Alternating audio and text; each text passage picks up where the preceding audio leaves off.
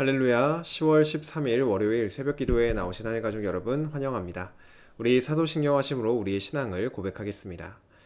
전능하사 천지를 만드신 하나님 아버지를 내가 믿사오며 그 외아들 우리 주 예수 그리스도를 믿사오니 이는 성령으로 잉태하사 동정녀 마리아에게 나시고 본디오 빌라도에게 고난을 받으사 십자가에 못 박혀 죽으시고 장사한 지 사흘 만에 죽은 자 가운데서 다시 살아나시며 하늘에 오르사 전능하신 하나님 우편에 앉아 계시다가 저리로서 산자와 죽은 자를 심판하러 오시리라. 성령을 믿사오며 거룩한 공회와 성도가 서로 교통하는 것과 죄를 사하여 주시는 것과 몸이 다시 사는 것과 영원히 사는 것을 믿사옵나이다. 아멘. 우리 찬송가 257장 마음에 가득한 의심을 깨치고 함께 찬양 드리겠습니다. 찬송가 257장 마음에 가득한 의심을 깨치고 함께 찬양 드리겠습니다. 마음에 가득한 의심을 깨치고 지극히 화평한 마음으로 찬송을 부르는 어린 양 예수의 그 피로 속죄함 얻었네. 속죄함 속죄함 주 예수 내 죄를 속했네. 할렐루야 소리를 합하여 함께 찬송하세. 그 피로 속죄함 얻었네.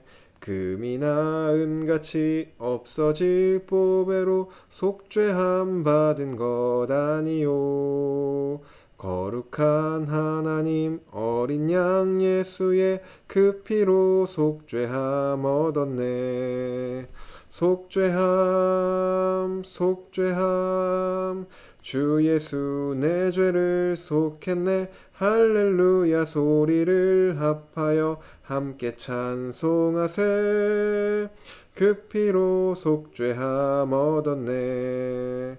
나 같은 죄인이 용서함 받아서 주 앞에 옳다함 얻음은 확실히 믿기는 어린 양 예수의 그 피로 속죄함 얻었네. 속죄함 속죄함 주 예수 내 죄를 속했네. 할렐루야 소리를 합하여 함께 찬송하세. 그 피로 속죄함 얻었네. 거룩한 천국에 올라간 후에도 넘치는 은혜의 찬송을 기쁘게 부르는 어린 양 예수의 그 피로 속죄함 얻었네. 속죄함 속죄함 주 예수 내 죄를 속했네. 할렐루야 소리를 합하여 함께 찬송하세. 그 피로 속죄함 얻었네. 아멘. 오늘 우리에게 주신 하나님 말씀 역대하 24장 15절에서 27절까지 말씀입니다. 오늘 아침 우리에게 주신 하나님 말씀 역대하 24장 15절에서 27절까지 말씀입니다. 제가 가지고 있는 성경 구약 성경 687쪽에 있습니다. 역대하 24장 15절에서 27절까지 말씀입니다. 다 찾으신 줄 알고 15절부터 우리 함께 합독하도록 하겠습니다. 15절입니다. 여호야다가 나이가 많고 늙어서 죽으니 죽을 때에 130세라. 무리가 다윗성 여러 왕의 묘실 중에 장사하였으니 이는 그가 이스라엘과 하나님과 그의 성전에 대하여 선을 행하였음이더라. 여호야다가 죽은 후에 유다 방백들이 와서 왕에게 절하매 왕이 그들의 말을 듣고 그의 조상들의 하나님 여호와의 전을 버리고 아세라 목상과 우상을 섬겼으므로 그 죄로 말미암아 진노가 유다와 예루살렘에 임하니라. 그러나 여호와께서 그들에게 선지자를 보내사 다시 여호와에게로 돌아오게 하려 하심에 선지자들이 그들에게 경고하였으나 듣지 아니하니라. 이에 하나님의 영이 제사장 여호야다의 아들 스가랴를 감동시키심에 그가 백성 앞에 높이 서서 그들에게 이르되 하나님이 이같이 말씀하시기를 너희가 어찌하여 여호와의 명령을 거역하여 스스로 형통하지 못하게 하느냐 하셨나니 너희가 여호와를 버렸으므로 여호와께서도 너희를 버리셨느니라 하나. 무리가 함께 꾀하고 왕의 명령을 따라 그를 여호와의 전 뜰 안에서 돌로 쳐 죽였더라. 요아스 왕이 이와 같이 스가랴의 아버지 여호야다가 베푼 은혜를 기억하지 아니하고 그의 아들을 죽이니 그가 죽을 때에 이르되 여호와는 감찰하시고 신원하여 주옵소서 하니라. 1주년 말에 아람 군대가 요아스를 치려고 올라와서 유다와 예루살렘에 이르러 백성 중에서 모든 방백들을 다 죽이고 노략한 물건을 다메섹 왕에게로 보내니라. 아람 군대가 적은 무리로 왔으나 여호와께서 심히 큰 군대를 그들의 손에 넘기셨으니 이는 유다 사람들이 그들의 조상들의 하나님 여호와를 버렸음이라. 이와 같이 아람 사람들이 요아스를 징벌하였더라. 요아스가 크게 부상하매 적군이 그를 버리고 간 후에 그의 신하들이 제사장 여호야다의 아들들의 피로 말미암아 반역하여 그를 그의 침상에서 쳐 죽인지라. 다윗성에 장사하였으나 왕들의 묘실에는 장사하지 아니하였더라. 반역한 자들은 암몬 여인 시므앗의 아들 사밧과 모압 여인 시므릿의 아들 여호사밧이더라. 요아스의 아들들의 사적과 요아스가 중대한 경책을 받은 것과 하나님의 전을 보수한 사적은 다 열왕기 주석에 기록되니라. 그의 아들 아마샤가 대신하여 왕이 되니라. 아멘. 기도드리겠습니다. 사랑의 하나님, 오늘도 주님 앞에 나와 하나님을 예배합니다. 또한 우리를 향하신 생명의 말씀 앞에 우리가 귀 기울이며 겸손히 그 말씀을 듣기를 원합니다.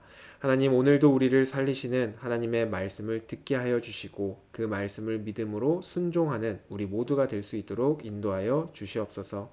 오늘도 주님이 주실 은혜를 기대하며 우리가 전심으로 하나님만을 높여드리오니 주여 홀로 영광받아 주시옵소서.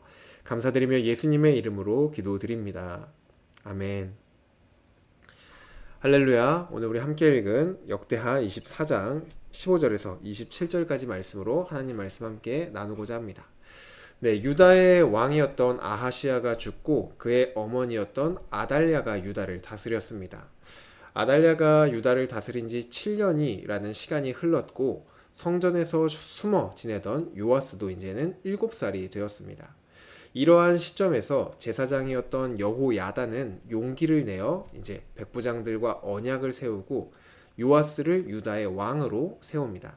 아달랴를 폐위시키고 요아스를 유다의 왕으로 세우게 되죠. 요아스가 왕이 되기는 했지만 아직 어린 나이였기 때문에 사실상 여호야다의 지도를 받으며 그가 이제 나라를 다스렸다고 봐도 무방했습니다.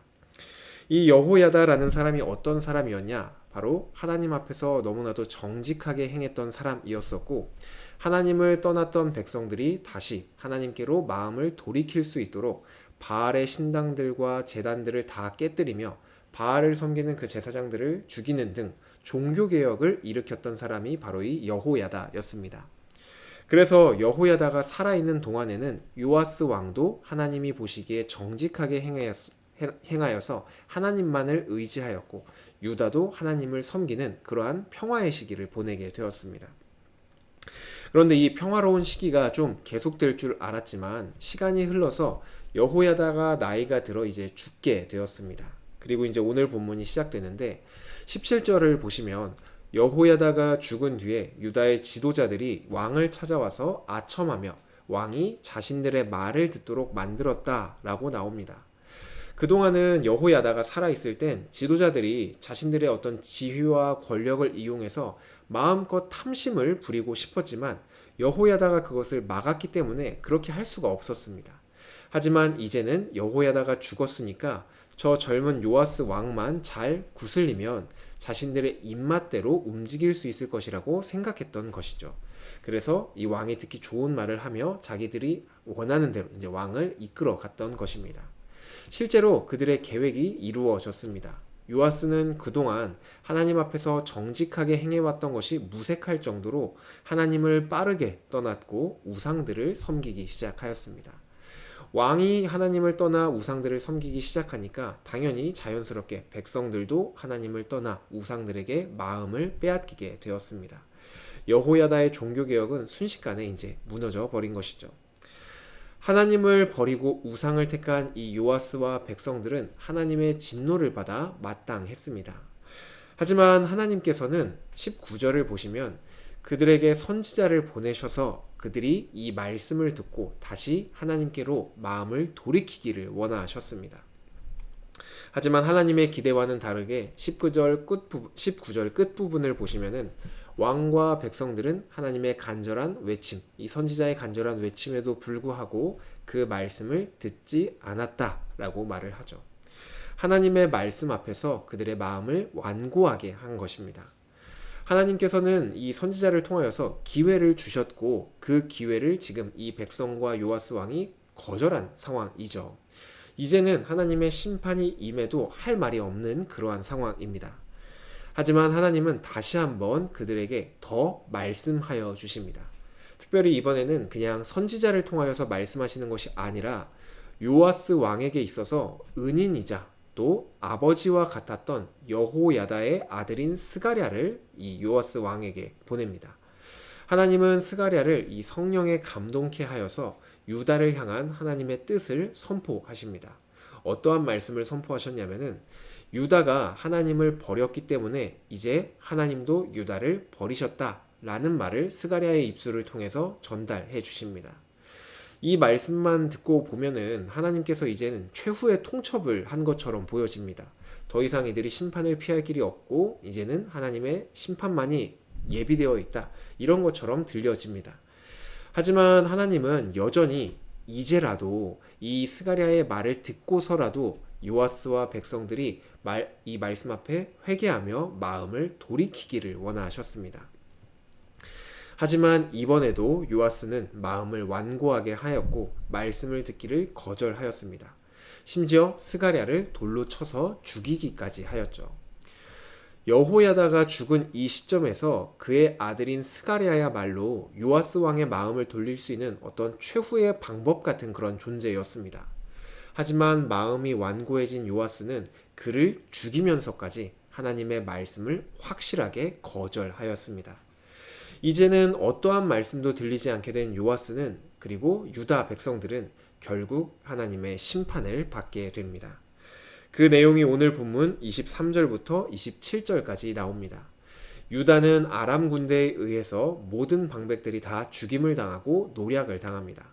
또 요아스는 전쟁 중에 큰 부상을 입고 신하들의 손에 의해 죽임을 당하게 됩니다. 하나님은 이 일의 원인이 그들이 하나님을 버렸기 때문이라고 분명하게 말하고 있습니다. 하나님의 계속되는 말씀 속에서도 그 말씀을 끝까지 거절하여서 결국은 하나님의 심판을 받게 되었다는 것을 말해주고 있는 것이죠. 하나님과 요아스를 보면은 그리고 유다 백성들을 보면은 마치 창과 방패의 대결이 생각이 납니다. 하나님은 말씀을 통하여서 요아스의 마음을 돌이키기 위해 그의 마음에 들어가기 위해서 계속해서 말씀을 전하시고 또 요아스는 완고함을 통하여서 하나님의 말씀을 계속해서 거절합니다. 이 창과 방패의 대결에서 결국은 요아스의 완고함이 승리하는 것처럼 보여집니다.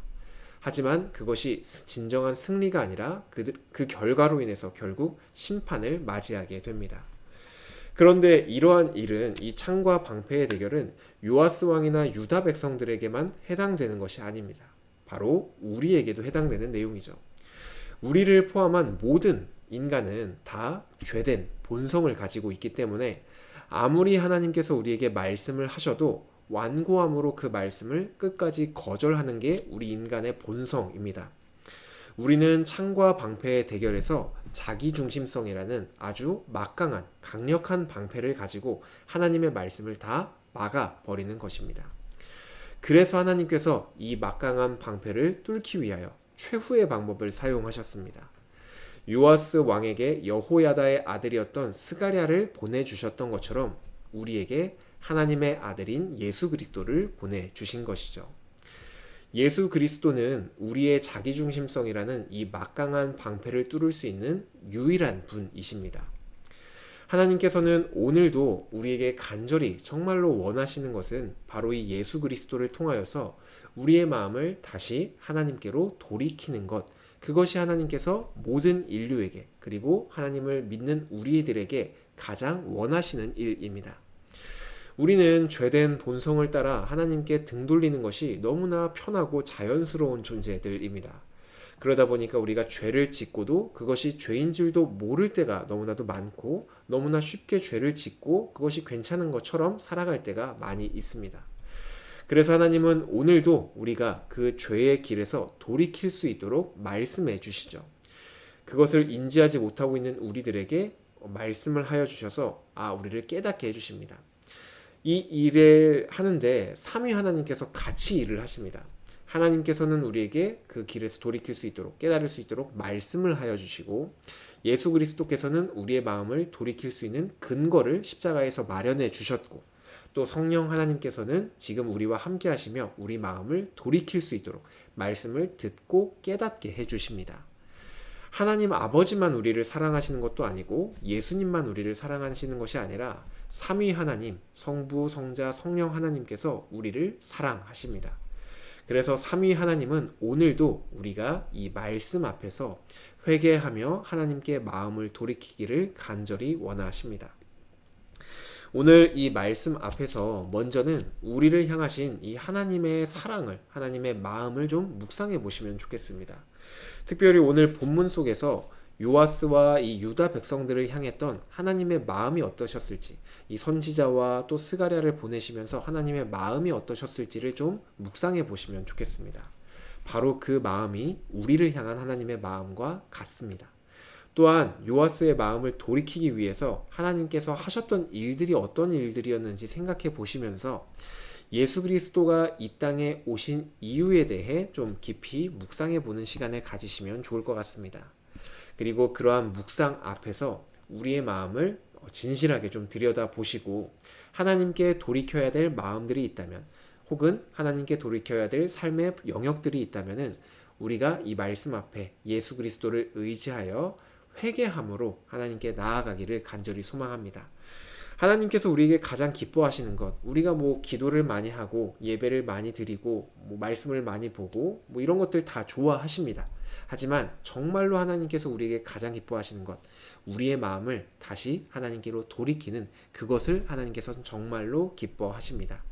오늘도 이 말씀 앞에 우리의 마음과 우리의 삶을 하나님께 다시금 돌이켜 하나님의 기쁨이 되는 저와 여러분이 되기를 주님의 이름으로 축복합니다.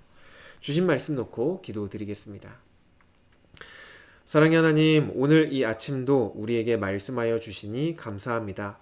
하나님, 우리는 이 죄된 본성으로 인하여서 또 미련하고 연약하여서 우리가 죄를 짓고 그것이 죄인지도 모르고 계속해서 그 죄의 길을 걸어갈 때가 너무나도 많이 있습니다.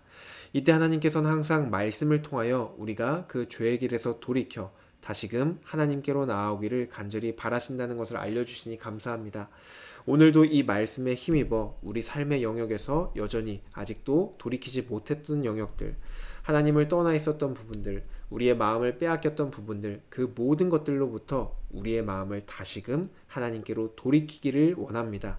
주여, 우리의 마음을 붙들어 주셔서 우리가 하나님만을 바라볼 수 있도록 인도하여 주시옵소서. 그리하여 오늘 우리의 삶이, 그리고 날마다 하나님께 회개하며 나아가는 우리의 삶이 하나님의 기쁨이 되는 정말로 우리 삶의 예배가 될 수 있도록 받아 주시옵소서. 감사드리며 예수님의 이름으로 기도드립니다. 아멘. 네, 오늘 예배를 마쳤습니다. 오늘 이 말씀 앞에서 하나님의 마음을 좀 묵상해 보시고, 또 우리의 어떤 죄된 본성들이나 습관들, 여러 가지 모습들을 다시 한번 좀 생각해 보신 다음에 이 말씀 앞에서 다시 한번 우리의 마음을 하나님께 돌이키는 그러한 하루가 되시면 좋겠습니다. 오늘 하루도 주님의 기쁨이 되는 저와 여러분 되기를 바랍니다.